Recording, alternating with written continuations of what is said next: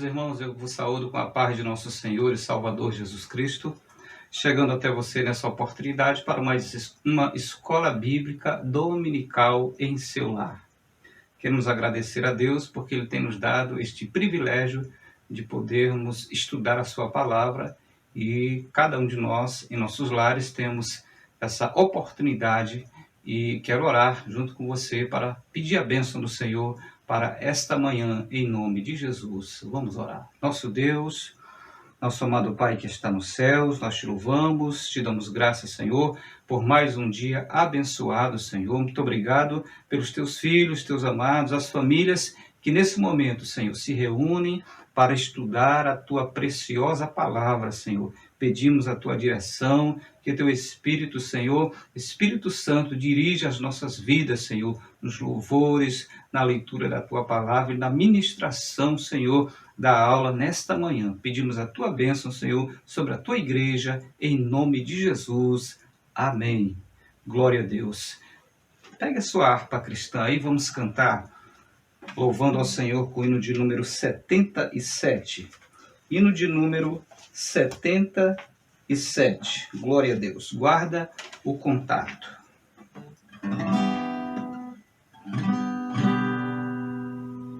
Queres neste mundo ser um vencedor? Queres tu cantar nas lutas e na dor? Queres ser alegre, qual bom lutador? Guarda o contato com teu Salvador.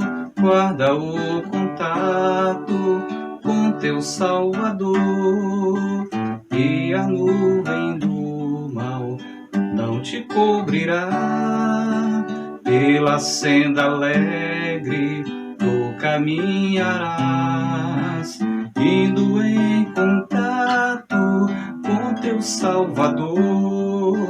Neste mundo vivem muitos a penar, cujos corações transbordam de pesar. Dá-lhes a mensagem de amor sem par. Com Deus o contato deves tu guardar. Guarda o contato com teu Salvador. E a nuvem do mal não te cobrirá. Pela senda alegre tu caminharás, indo em contato com teu Salvador.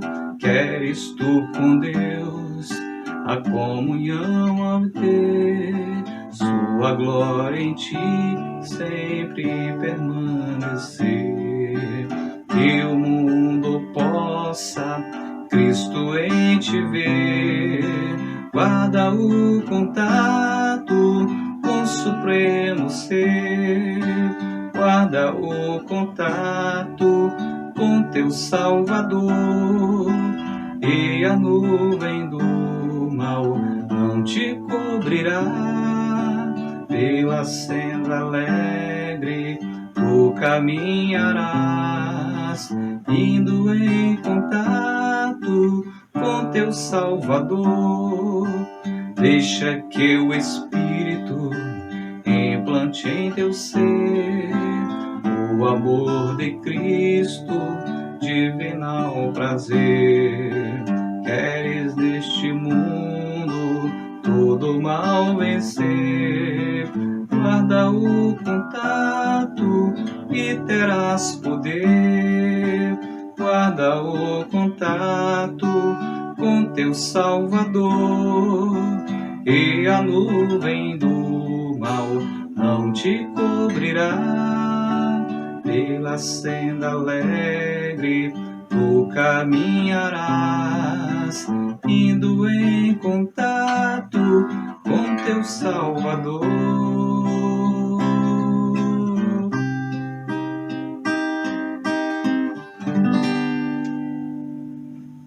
Aleluia, glória a Deus. Guarda o contato, guardemos o contato com o nosso Salvador. Aleluia. Bendito é o nome do Senhor. Nessa oportunidade, eu convido você a pegar a sua harpa cristã e vamos juntos, ou melhor, pegar a sua Bíblia Sagrada e para que possamos fazer a leitura bíblica nesta manhã. Leitura bíblica que está no livro do Gênesis, primeiro livro da Bíblia, capítulo 2, versículo 24. Gênesis capítulo 2, versículo 24, que diz assim a palavra do Senhor. Portanto, deixará o homem a seu pai e a sua mãe, e unir-se-á a sua mulher, e serão os dois uma só carne. Glória a Deus.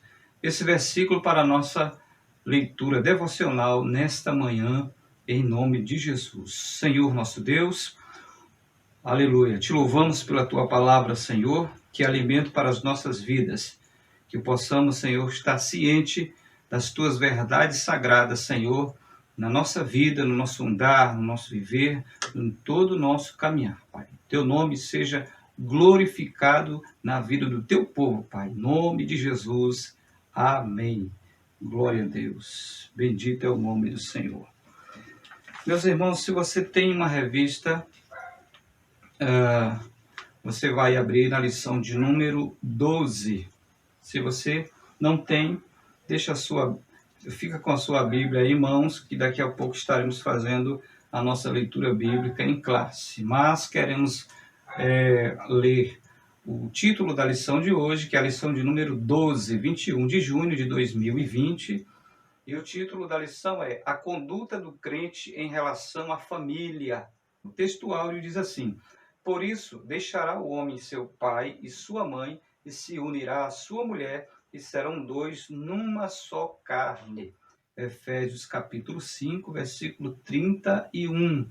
A verdade prática diz que Deus estabeleceu o casamento monogâmico, heterossexual e indissolúvel, isto é, a instituição da família para a glória do nome dele.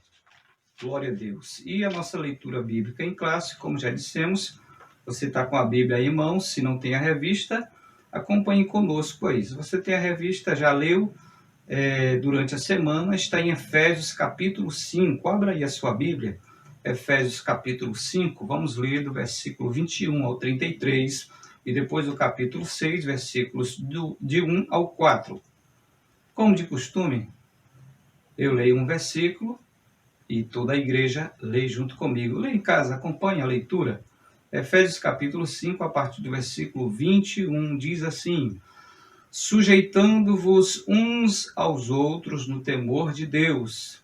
Vós, mulheres, sujeitai-vos a vosso marido como ao Senhor, porque o marido é a cabeça da mulher, como também Cristo é a cabeça da igreja, sendo ele próprio o Salvador do corpo. De sorte que, assim como a igreja está sujeita a Cristo, assim também as mulheres sejam em tudo sujeitas a seu marido. Vós, maridos, amai vossa mulher, como também Cristo amou a igreja e a si mesmo se entregou por ela, para a santificar, purificando-a com a lavagem da água pela palavra, para apresentar a si mesmo igreja gloriosa, sem mácula, nem ruga, nem coisa semelhante, mas santa e irrepreensível. Assim, devem os maridos amar a sua própria mulher como a seu próprio corpo. Quem ama a sua mulher, ama-se a si mesmo. Porque nunca ninguém aborreceu a sua própria carne, antes a alimenta e sustenta, como também o Senhor à igreja, porque somos membros do seu corpo. Por isso, deixará o homem seu pai e sua mãe, e se unirá à sua mulher, e serão dois numa só carne. Grande é esse mistério, digo-o, porém, a respeito de Cristo e da igreja. Assim também vós, cada um em particular, ame a sua própria mulher, como a si mesmo, e a mulher reverencie o marido. Agora, Efésios capítulo 6, mesmo livro, versículos de 1 ao 4, diz assim: Vós, filhos, sede obedientes a vossos pais no Senhor, porque isto é justo. Honra a teu pai e a tua mãe, que é o primeiro mandamento com promessa, para que te vá bem e vivas muito tempo sobre a terra. E vós, pais, não provoqueis a ira a vossos filhos, mas criai-os na doutrina e admoestação do Senhor. Glória a Deus. O objetivo geral da lição de hoje é mostrar que o relacionamento harmonioso está incluído no projeto divino para a família cristã. São 3 os objetivos específicos em cada tópico. Primeiro, refletir sobre a conduta bíblica prescrita aos maridos. Segundo, demonstrar como a mulher casada é comparada à Igreja de Cristo. E terceiro, orientar a conduta dos pais e filhos no ambiente familiar. Glória a Deus, um assunto muito importante para as famílias. E o nosso querido professor evangelista Júnior Mendes estará ministrando essa aula para todos nós. Nesse momento, quero orar pedindo mais uma vez a bênção do Senhor agora para a ministração dessa palavra, desse estudo de hoje. Oremos. Senhor nosso Deus, mais uma vez, Senhor, em oração, entramos na Tua presença para pedir a Tua bênção para cada aluno, cada professor, cada classe, meu Deus. Em especial, o Teu servo evangelista Júnior Mendes estará ministrando para todos nós a Tua poderosa palavra, que possamos, Senhor, nesta manhã sair melhores, Senhor, fortalecidos, abençoados, Senhor, felizes por ouvir a Tua voz através do estudo da Tua poderosa palavra. Pai, nós te louvamos e te agradecemos por tudo, em nome de Jesus. Amém. Nosso evangelista Júnior Mendes da Silva. Eu saúdo a igreja com a paz do Senhor e nós louvamos a Deus por esta mais rica oportunidade que o Senhor nos concede de estudarmos a sua palavra através da lição deste domingo, que é a lição de número 12, que tem como assunto a conduta do crente em relação à família. Iremos estudar tópicos, assuntos relacionados à família, conforme está escrito nas Sagradas Escrituras. E a introdução da nossa lição diz o seguinte: na Bíblia, o relacionamento familiar é um projeto divino que pressupõe o matrimônio monogâmico, heterossexual e indissolúvel.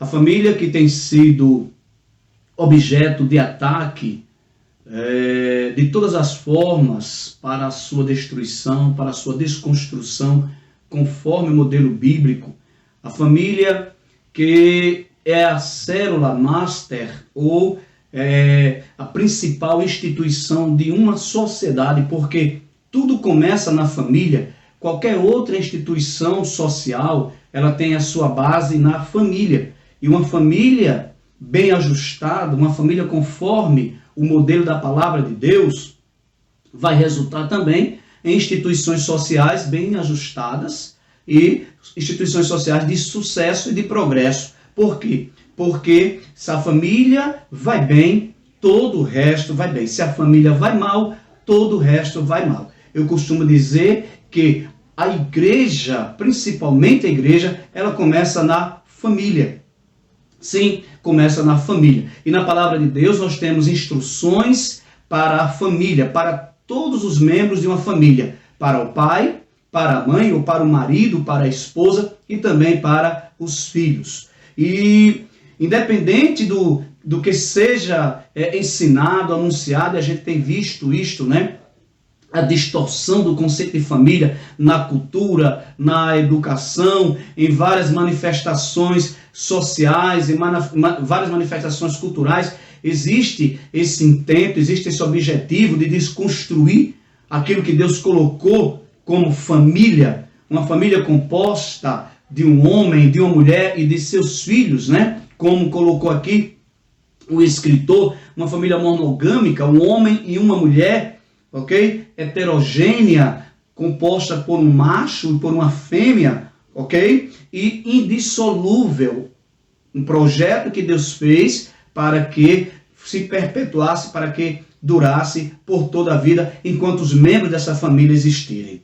Então é sobre este assunto que nós vamos discorrer nesta manhã, nesta aula. É sobre isso que nós vamos aprender nesta manhã. Porque este é o projeto original de Deus para a família. E, aliás, quando esse projeto ele é quebrado, quando isso é desconstruído, a sociedade ela corre o risco de desaparecer. Não existiria civilização, não existiria sociedade se o casamento não fosse heterossexual, né? Onde duas pessoas de sexo diferente são capazes de procriarem e dar continuidade ou continuação da espécie humana. Então, qualquer outra coisa que se diga a esse respeito, que esteja fora da palavra de Deus, está naturalmente equivocado. E quando a Bíblia trata do assunto, ela não trata como um conceito, porque alguém pode dizer assim, não, mas isso é só mais um conceito bíblico. Não, não é um conceito bíblico, é uma realidade da própria natureza humana. É dentro desse aspecto que as coisas devem e precisam ser encaradas. Então, nós continuamos aqui do seguinte, no modelo divino, os membros da família são iguais, porém cada um desempenha papéis diferentes. E aqui tem uma coisa importante, é que quando Deus desenha o modelo da família, e a ideia de Deus para a família, ou o modelo de Deus para a família, é o mesmo modelo que a gente vê na Trindade. Em que sentido? Os membros da Trindade, conforme a teologia ortodoxa, o Pai, o Filho e o Espírito Santo, são iguais. São completamente iguais, mas exercem papéis diferentes com relação à humanidade, com relação ao universo, com relação à criação. Então, dentro da família, o conceito é o mesmo. Os membros são iguais, porém, exercem papéis diferentes. Então, veja como acontece com relação à Trindade. Na Trindade existe uma coisa, segundo a teologia, chamada de economia da Trindade. O que é isso? É quando o membro da Trindade se submete ao outro voluntariamente em amor. Cristo se submeteu ao Pai voluntariamente em amor. Por isso ele vai dizer, o Pai é maior do que eu. Eu faço a vontade do meu Pai. Aquele que me enviou é maior do que eu. Em que aspecto? No aspecto de uma submissão voluntária. Não no aspecto de uma submissão inferior. Em nenhum momento se inferioriza a Cristo. Da mesma maneira, dentro da família, quando o apóstolo vai dizer na carta aos Efésios que a mulher, que a esposa seja sujeita ou submissa ao seu marido, de maneira nenhuma o apóstolo Paulo tinha a intenção de inferiorizar a mulher em relação ao seu esposo. Não, de maneira nenhuma. Igualmente importante, igualmente igual, não é? Mas no que diz respeito aos papéis, às funções, para que haja equilíbrio, para que haja prosperidade, aí sim existe essa submissão. Da mesma maneira que o Espírito Santo submete a Cristo. Quando Cristo diz, e eu vos enviarei o Espírito Santo da verdade, e ele falará de mim, daquilo que tem ouvido de mim. Olha, essa submissão é uma submissão voluntária, em amor, e está dentro de um plano chamado de economia da Trindade. Nunca e jamais pode ser entendido como uma inferiorização. Então este mesmo modelo Deus aplicou na família. Teu pai, teu marido, o esposo, que é colocado como cabeça da família, tem a esposa, que é submissa em amor, voluntariamente, submissão voluntária ao esposo, e tem os filhos que são submissos e obedientes aos seus pais. Tudo fundamentado em amor, para que haja uma coisa chamada de equilíbrio. Essa família é como um edifício bem ajustado que vai crescendo e prosperando para a glória de Deus. Querido irmão, querida irmã, que assunto importante para estudarmos neste dia, nesta lição. O primeiro tópico vai falar a respeito da conduta do crente. São os conselhos, são as orientações que são destinadas ao marido, ao esposo. Como o homem, o chefe, o pai de família deve se comportar conforme o que está escrito na palavra de Deus. O segundo tópico vai discernir, aliás, vai discorrer sobre a conduta da esposa, a conduta da crente como esposa. Qual é o papel da mulher? qual é a sua função dentro da família. E por fim, no terceiro tópico, a conduta do crente como filho. Como deve ser o comportamento dos filhos em relação aos seus pais. O maravilhoso é nós entendermos que a palavra de Deus, a Bíblia Sagrada, tem instrução ou instruções para todos. Ninguém fica de fora da orientação, da instrução e também da correção aplicada pela palavra de Deus. O papel do marido como líder da família. Na Bíblia, a ordem de autoridade é observada do seguinte modo: Deus é a cabeça de Cristo, Cristo é a cabeça do homem e o homem é a cabeça da mulher. Essa hierarquia, mais uma vez, é uma hierarquia onde os participantes se posicionam de maneira voluntária e amorosa. Não há imposição, não há de maneira nenhuma uma postura de obrigatoriedade. Não, pelo contrário, é uma submissão voluntária. Nós nos submetemos a Cristo voluntariamente e em amor. A relação dentro do lar é explicitada na frase: o marido é a cabeça da mulher, como também Cristo é a cabeça da igreja. Ela mostra o modelo do relacionamento do casamento cristão. Isto é, o marido deve liderar a sua casa, do mesmo modo como Cristo lidera a igreja, visando o seu absoluto bem-estar. Então, é dada ao esposo esta responsabilidade. É dada ao homem, ao pai de família. E Deus faz isto naturalmente. A responsabilidade dele ser o líder da sua casa. Dele ser o chefe da sua casa. Ele é, na verdade, o sacerdote do seu lar. O cabeça. Aquele que vai tomar a direção, as decisões acertadas. Buscar meios para suprir as necessidades da sua casa, da sua família. E isso dentro de uma concordância harmoniosa entre os membros, entre a esposa e os seus filhos. Querido, uma família fundamentada nestas verdades, uma família baseada nestas instruções, ela é uma família abençoada por Deus. Ela é uma família feliz, ela é uma família próspera, ela é uma família de sucesso. Sim, por quê? Porque está dentro daquilo que Deus projetou para o modelo ideal de família. Sim, é preciso dizer aqui o modelo ideal de família. Independente daquilo que alguém queira ensinar ou dizer por aí. Nós, enquanto igreja, enquanto crentes em Jesus, enquanto ministros da palavra de Deus, pregadores e ensinadores da palavra de Deus, temos que ser consistentes, categóricos e convictos naquilo que está na palavra. O modelo ideal de família é o que está escrito na palavra de Deus. Onde o marido foi chamado por Deus, foi colocado por Deus como sendo o cabeça, a direção desta família. Logicamente, obedecendo às suas responsabilidades.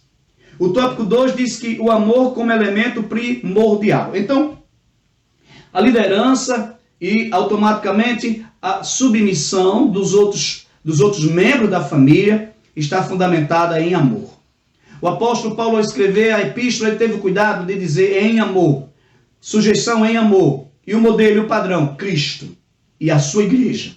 O padrão desse relacionamento é Cristo e a sua igreja. O padrão desse relacionamento é Deus Pai, Cristo e a sua igreja. E esse relacionamento é fundamentado em quê? Em amor. Sim, em amor. O marido, além de liderar, deve também amar a sua esposa, assim como Cristo amou a igreja. E que tipo de amor é este? É o amor desinteressado. Aliás, é muito mais que isto. É o amor sacrificial. Glória a Deus. Sim, este amor do esposo para com a esposa, da esposa para com o esposo, dos filhos para com os pais e vice-versa.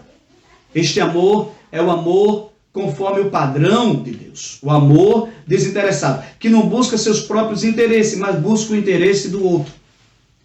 Nós sabemos que existe pelo menos 4 palavras na língua grega para definir amor.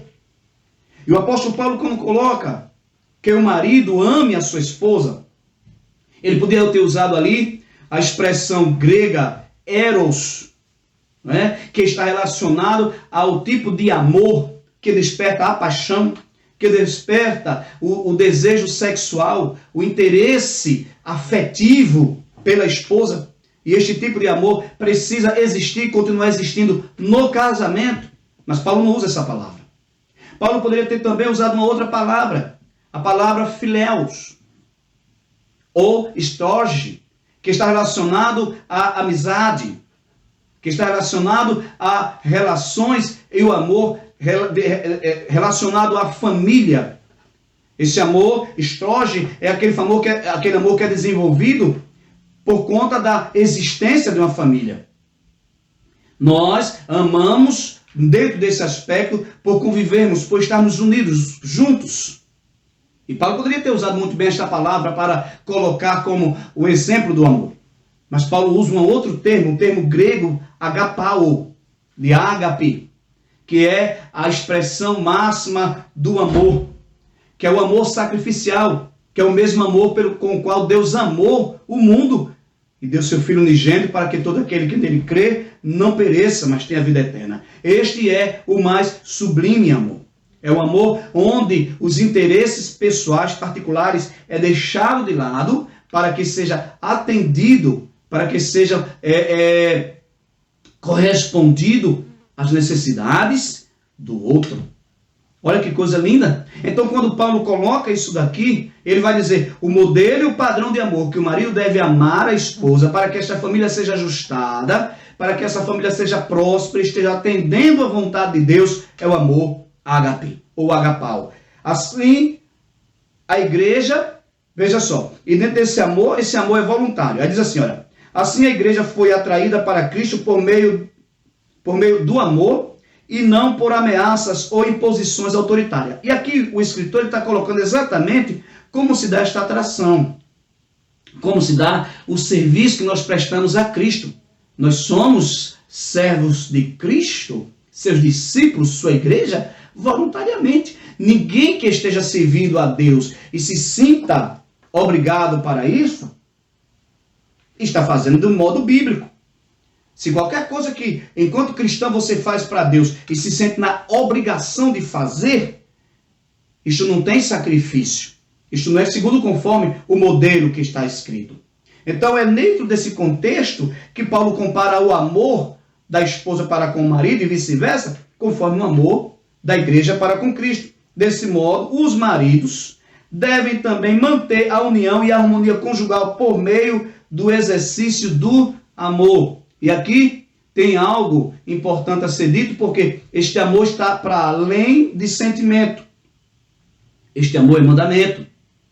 Este amor está para além de paixões ou de paixão, de desejo, de afeto.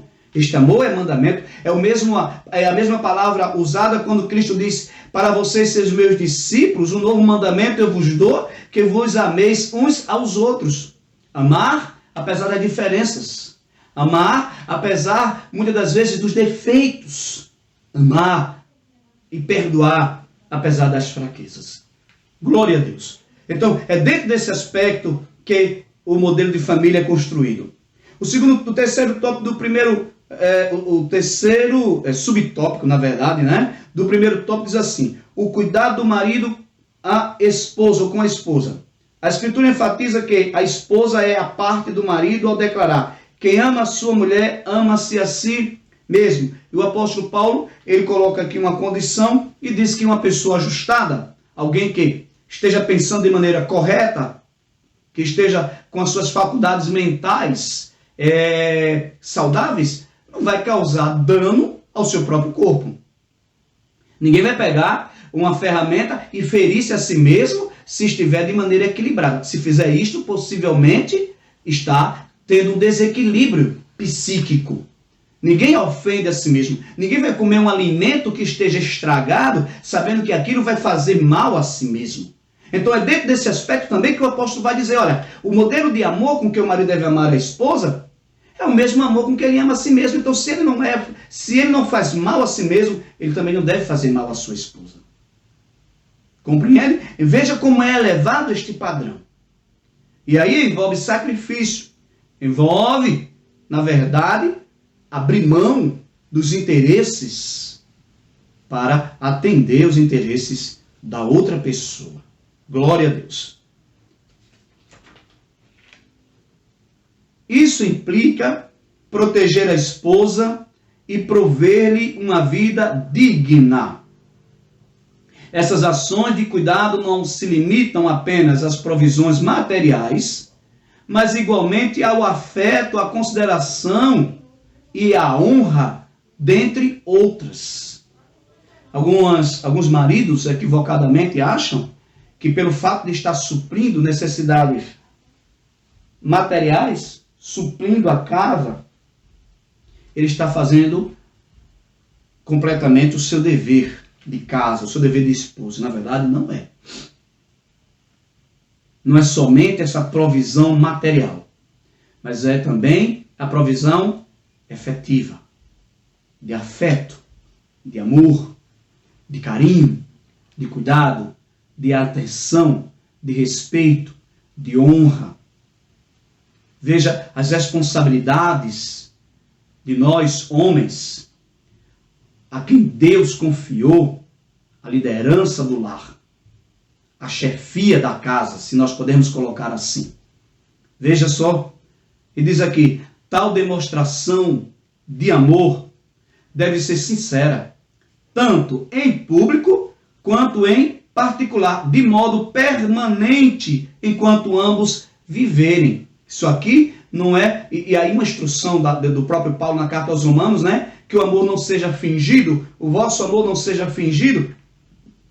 Não é ser uma coisa no público, enquanto está na frente das pessoas, e ser outra em casa.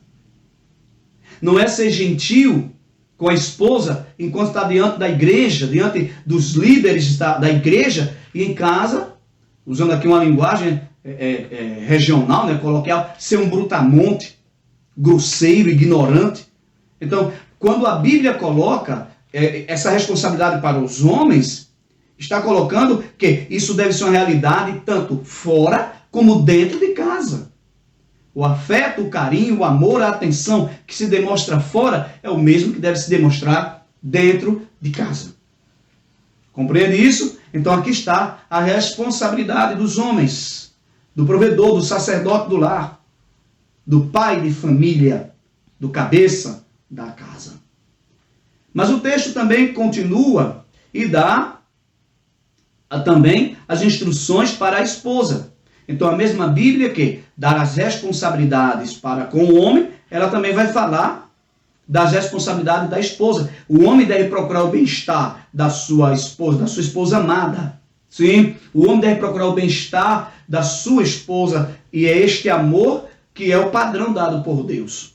Agora, qual é a conduta da mulher crente com relação ao homem? De acordo com a analogia paulina em relação ao matrimônio, a mulher casada é comparada à igreja de Cristo. Nesse ponto, veremos a conduta requerida da esposa cristã. Então, como Cristo é o cabeça da igreja, a igreja é seu corpo, assim o marido é o cabeça da sua esposa e a sua esposa o corpo. E aí, qual deve ser a resposta? Qual deve ser a conduta da mulher crente? Primeiro, o conceito de submissão cristã. E mais uma vez, submissão não é opressão. Submissão não é escravidão. Não.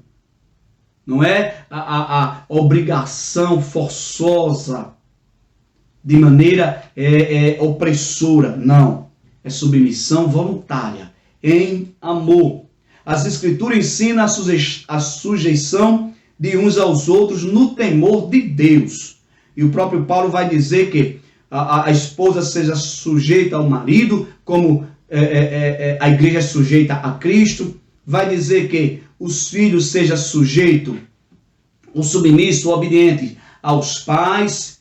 Vai dizer que os servos, os empregados, sejam sujeitos aos seus patrões, aos seus senhores. em temor, em obediência a Cristo. Veja que o parâmetro é o temor a Deus, o amor a Deus, a obediência a Cristo. Este é o parâmetro. E para que isso? Para que essa sociedade seja ajustada, seja equilibrada. Num lar onde as vozes são conflitantes, há desequilíbrio. Na casa onde a esposa tenta, não é, suplantar a autoridade do esposo, querido, este lar está à beira de um colapso. Esse lar não pode ter prosperidade. Não há como haver um lar ajustado onde as partes deixam de cumprir e de exercer o seu papel. Compreende isso? Então, observe aqui. Portanto, aqui não se trata de uma sujeição irracional ao domínio de alguém, mas voluntária e de graça. Aceitação do amor e cuidado do marido. Por isso, nada há de depreciativo nessa conduta, pois retrata o alto nível do relacionamento entre Cristo e a sua amada igreja.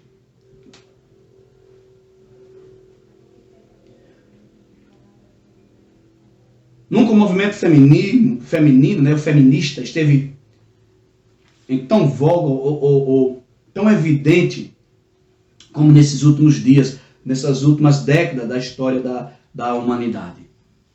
O grito, né, que as mulheres se uniram, teoricamente, né, o conceito é este, essa ideologia, para se libertarem. E há muitos equívocos, muitos erros, muitas posturas, inclusive indecorosas, em relação a este movimento. Não existe liberdade sem uma submissão voluntária. E o modelo e o padrão que Cristo traçou para a sua igreja é o mesmo modelo e padrão que ele traça para o relacionamento. Então, essa submissão não é algo irracional. Essa submissão não é algo opressor, onde a esposa fica lá oprimida, sufocada. Não, de maneira nenhuma. É uma submissão voluntária. Ok? Entendeu? Uma submissão onde as partes se respeitam, se amam, se compreendem e buscam o interesse do outro. Então, a condição da mulher cristã, no contexto das Sagradas Escrituras, Cristo, ele traz um valor à mulher como nunca havia acontecido na história da humanidade. Esta é a verdade. A condição social da mulher no Antigo Testamento, em algumas situações, esta mulher ela foi tratada, não é, como algo secundário, fazendo inclusive parte de acordos. A sociedade grega também tratava a mulher de maneira inferior. Inclusive, as esposas eram escravizadas. Mas no Evangelho de Cristo, as mulheres alcançam posição de dignidade igual aos homens. Veja, é tão digna quanto aos homens. Lucas vai registrar no capítulo 8 do seu Evangelho que no ministério de Cristo, além dos 12 discípulos ou apóstolos que os seguiam, havia mulheres que seguiam a Cristo. Maria Madalena, de quem Jesus havia expulsado 7 demônios, a esposa do procurador de Herodes, uma mulher por nome Susana, e essas mulheres estavam no ministério de Cristo para servi-lo, e servia com as suas fazendas, com os seus afazeres. Veja, Cristo agora está colocando a figura feminina, né, a mulher, numa evidência como nunca tinha acontecido antes. Quando Jesus vai e conversa com a mulher à beira do poço de Jacó, com aquela mulher samaritana, quebrando todos os paradigmas culturais e sociais que existiam. Porque olha como a situação se desenhava. Os samaritanos não conversavam com os judeus, eles não se davam bem, eles não havia comunhão. Um mestre judaico era proibido, não podia conversar com uma mulher em um lugar sozinho, e ainda mais samaritana. Mas Cristo, ele quebra esse paradigma. Ele está ali para transformar a vida daquela mulher, para valorizar aquela mulher que estava sendo desprezada por uma condição social. Então, o Evangelho, ele traz essa dignidade para a mulher. Aos olhos de Deus, a mulher é tão digna quanto é o homem. Deus não faz exceção.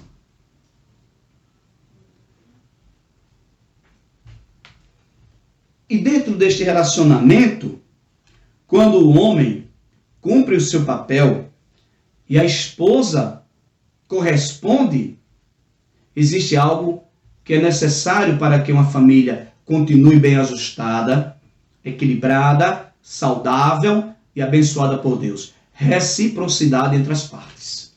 Sim, porque se uma das partes só faz e não recebe nada, não vem nada de retorno, está havendo um desequilíbrio da balança. O marido ama a esposa, provê aquilo que lhe é necessário, é atencioso, enfim, cumpre tudo que está na palavra de Deus, e de igual modo a esposa vai corresponder a este marido. A reverência devida ao marido. O amor do marido para com a esposa deve ser altruísta. A gente já falou sobre isso aqui. Agora veja, esse amor serve ao propósito divino de capacitar a esposa a ser recíproca ao marido. O homem que assim se porta coopera para que a esposa o reverencie. Então, queridos irmãos, queridas irmãs, cada um fazendo a sua parte. Cada um cumprindo o seu papel de maneira ajustada, adequada, equilibrada, conforme a vontade de Deus. Eita, é uma família abençoada. É uma família próspera. É uma família cooperadora. É uma família onde nós olhamos e vemos a presença de Deus nela. Essa postura é demonstrada quando ela o apoia e o ajuda em sua tarefa de liderar. Significa que a esposa participa das decisões em família, porém não procede como opositora nem desautoriza a autoridade do seu marido. Há uma concordância, há uma combinação. O esposo vai fazer algo, senta-se com a esposa e combinam. Vai comprar algo, senta-se e combina. Vai corrigir alguma coisa que está errada dentro do seu lar, e a esposa coopera nesta correção. Não desautoriza. Isso tudo dentro de um equilíbrio. Isso tudo dentro dos padrões das Sagradas Escrituras. Então, deve haver essa reciprocidade. Veja que a Bíblia ela dá responsabilidades às partes da família e não deixa ninguém de fora. Por quê? Porque cada um, mesmo tendo a mesma importância dentro do conjunto, precisa desempenhar bem o seu papel. Porque na hora que alguém deixa de desempenhar esse papel, começa a ver o quê? Desequilíbrio, desgastes, frustrações. E daqui a pouco começa a aparecer os problemas. Isso pode levar à destruição da família, à destruição do lar. Então, marido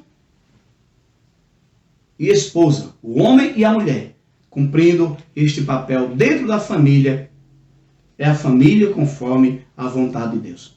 Esta família é bênção. É bênção para a sociedade. Ela não é bênção somente para a igreja de Cristo. Ela é bênção para a sociedade.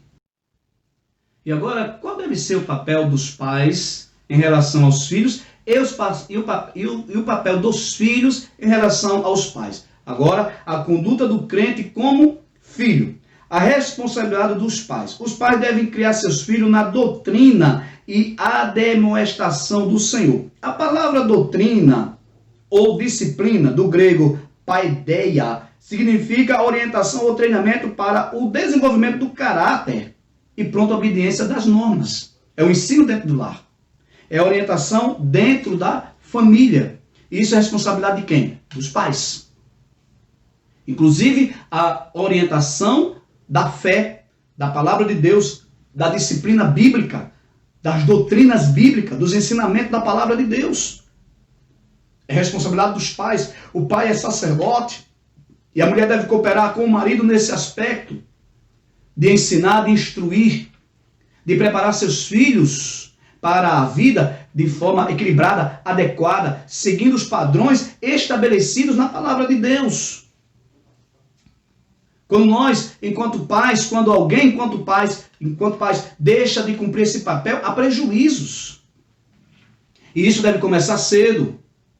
Não se pode adiar esta responsabilidade. Não se pode, de maneira nenhuma, deixar para depois. A criança, os filhos, eles devem ser ensinados. Não apenas com palavras, mas principalmente com exemplos. Porque eles vão orientar-se através dos seus pais. Olharão para nós como seus espelhos. E procurarão nos copiar ou nos imitar. Esta é uma realidade.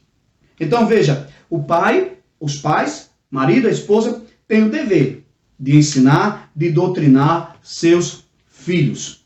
Além dessas exortações, cabe aos pais estabelecer os parâmetros de conduta e reagir contra a desobediência de seus filhos. Eu gosto muito do exemplo que o pastor Cláudio Duarte dá em relação a este tema.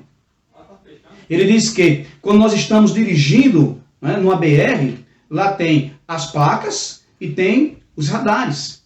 E quando a gente está dirigindo e você tem lá uma placa, 100 km, muitas das vezes eu, vai passar acima de 100 km. O que acontece? Nada. É apenas uma placa. Está apenas indicando.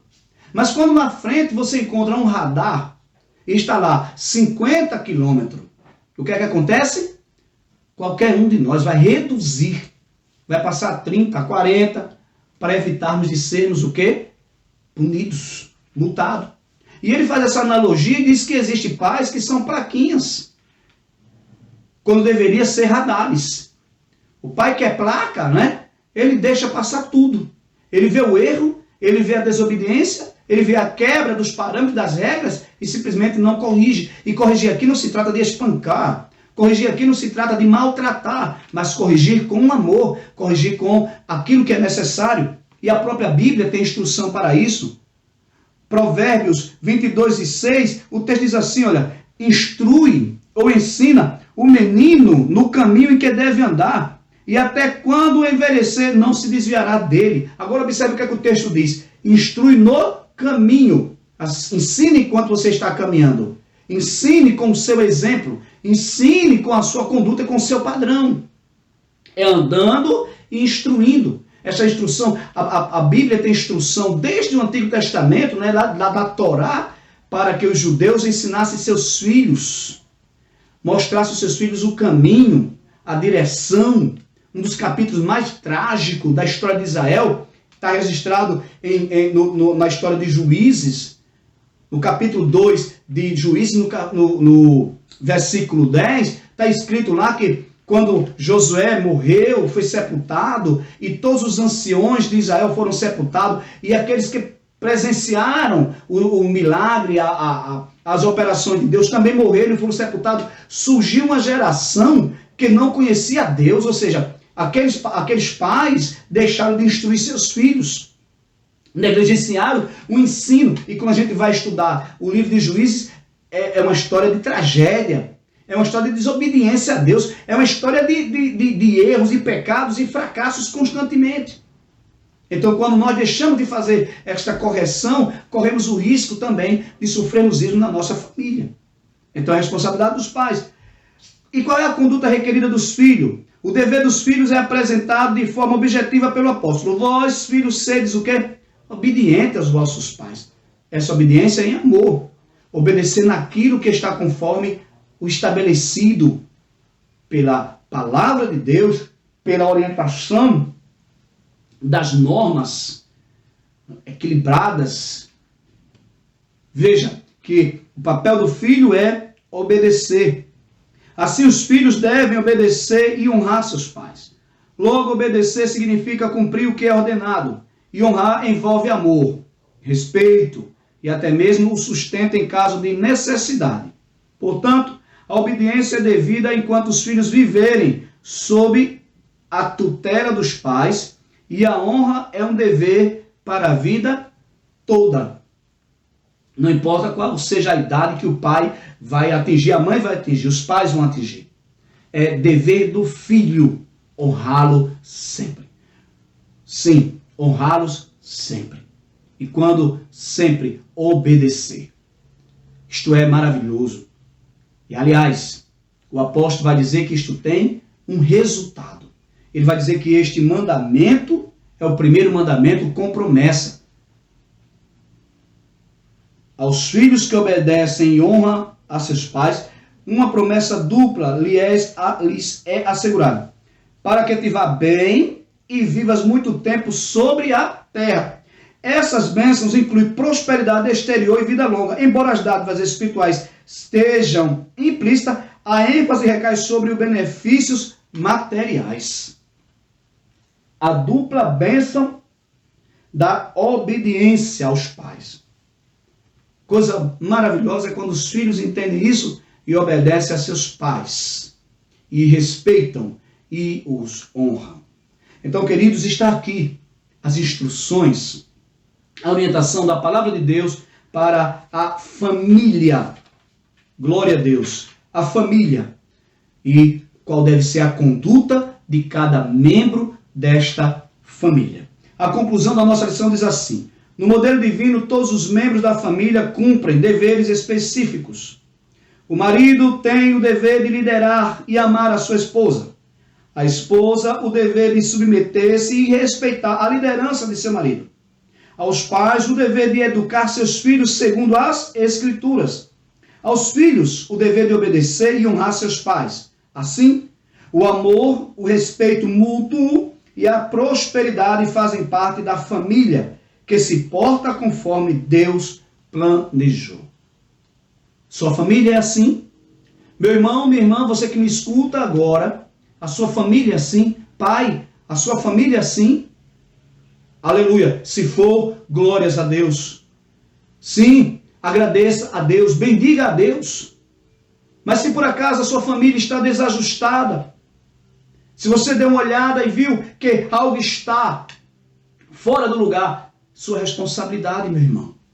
É nossa responsabilidade em como cabeça da casa, enquanto sacerdote do lar. Aleluia. Buscar a Deus e em Deus e na sua palavra a sabedoria, a orientação para ajustar a sua família. Aos pais cabem ensinar seus filhos através do exemplo. A Deus nós damos graças, louvamos e agradecemos por nossas famílias. Eu oro a Deus e espero que as nossas famílias continuem se comportando dentro do padrão conforme estabelecido pela palavra de Deus. Que Deus abençoe cada dia mais a sua vida, meu irmão. Que Deus abençoe cada dia mais a sua vida, minha irmã. Que Deus abençoe a vida de seus filhos. Que a sua família seja próspera. Que as pessoas olhem para a sua casa e testemunhem de que vocês vivem o verdadeiro amor de Deus. De que é uma família linda e abençoada por Deus. E que Deus venha sempre guardar as nossas famílias. A nós, pais, cabe a responsabilidade de orarmos sempre pela nossa família. O marido orando pela esposa, a esposa orando pelo esposo. E vice-versa. Os filhos orando pelos pais, os pais orando pelos filhos. E a bênção de Deus sendo derramada nas nossas vidas, na nossa família. Deus abençoe você com toda a sua casa que veio à Escola Dominical Online nesta manhã, em nome de Jesus. Amém. Meus irmãos, chegamos ao final de mais uma Escola Bíblica Dominical.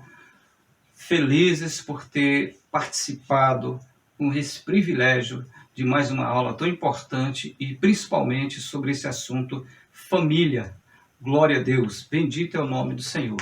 Louvando a Deus pela sua vida, pela sua casa, pela sua família, né? Que o Senhor continue abençoando você, que você continue sendo aluno da Escola Bíblica Dominical. Ore pela Escola Dominical, interceda pela sua casa, pela Igreja do Senhor. Ore pelo nosso pastor, pela liderança.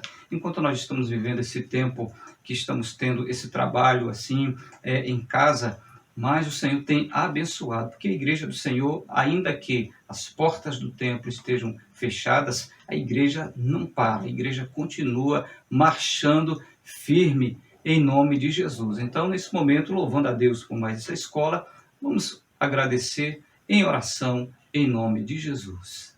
Oremos. Santo e maravilhoso Deus, mais uma vez, Senhor, nós na Tua presença, orando a Deus, agradecendo por essa oportunidade, esse privilégio, Senhor, de sermos alunos da Escola Bíblica, Senhor. Bendito seja o Teu nome. Obrigado pelo pastor Arquimedes, pastor da igreja, Senhor. Obrigado pelas famílias da igreja. Obrigado pela superintendência da escola dominical, pastor Reinaldo. Também nosso companheiro, professor, evangelista Júnior Mendes, Senhor, que juntos fazemos esta obra para o teu nome ser glorificado, a Deus, e as nossas vidas serem edificadas. Continua, Senhor, abençoando o teu povo, a tua igreja, as famílias, Senhor, que possamos nesta manhã, Senhor, sairmos mais fortes, Senhor, através deste estudo, Pai. Nós te louvamos por tudo, Pai, em nome de Jesus. Amém. Que a graça de nosso Senhor Jesus Cristo, o amor de Deus, a comunhão e as consolações do Espírito Santo seja com todo o povo de Deus, desde agora e para todo sempre. Amém.